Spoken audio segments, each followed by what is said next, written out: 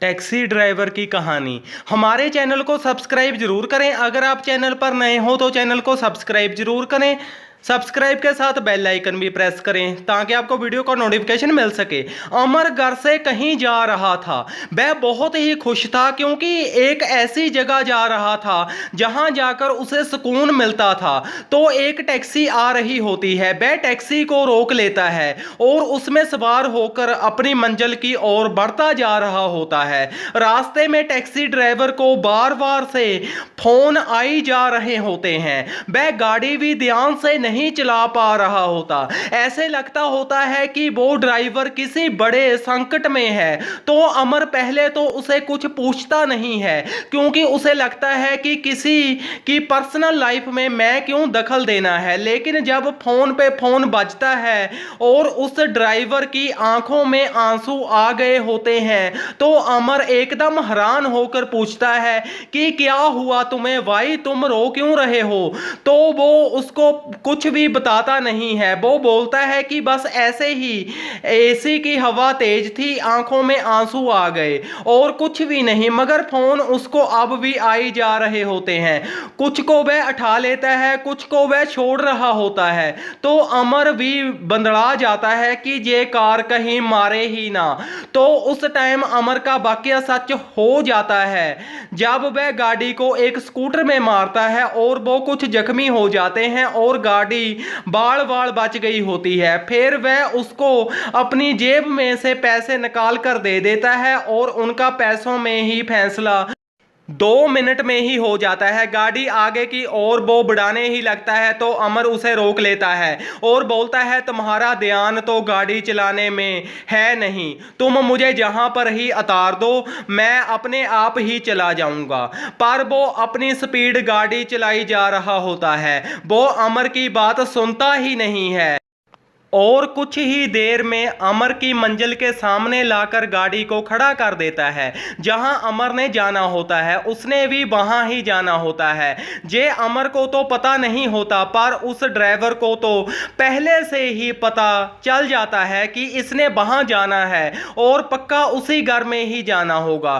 तो वो लाड़ा बनकर आया होता है अमर तो कोर्ट मैरिज कराने के लिए। मगर जिसकी वह बहू होती है जो अमर के साथ कोर्ट मैरिज करवाने जा रही होती है वो ड्राइवर की ही घरवाली होती है। उसका कल ही तलाक हुआ होता है और आज वो कोर्ट मैरिज करवाने लगी होती है। अमर का भी उसके पूछने पर पता लगता है कि दूसरा विवाह है। तो वह उसे क्लियर नहीं बताता कि तुम्हारी होने जा रही घरवाली पहले मेरी थी, ऐसे नहीं बताता। तो अमर तो कोर्ट मैरिज में रुझ जाता है पर टैक्सी ड्राइवर कार में आकर रो रहा होता है क्योंकि ये उसी के कारण ही जोड़ी टूटी होती है, उसकी खुद की ही गलती होती है। अमर उसके पास फिर आता है और उसे बोलता है कि हम तेरे साथ ही चलेंगे, तुम 1 घंटा यहीं रुको, बस आ रहा हूं मैं। तो वो कोर्ट मैरिज करवा कर आ जाते हैं और ड्राइवर की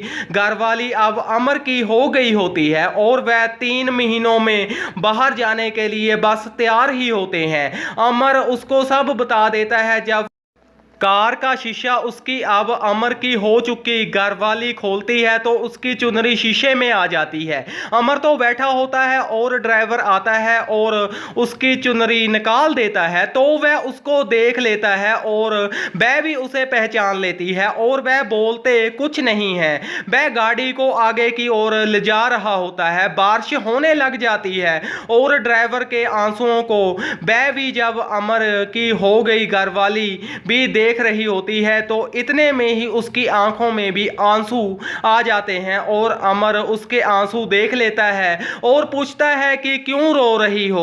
तो वो कुछ नहीं बोलती है और रोना और भी ज्यादा कर देती है। तो ड्राइवर बोलता है अमर मैं तुम्हें बताता हूं, तो तुम पहले पूछ रहे थे कि तू रो क्यों रहा है, मैं इसी के कारण ही रो रहा था।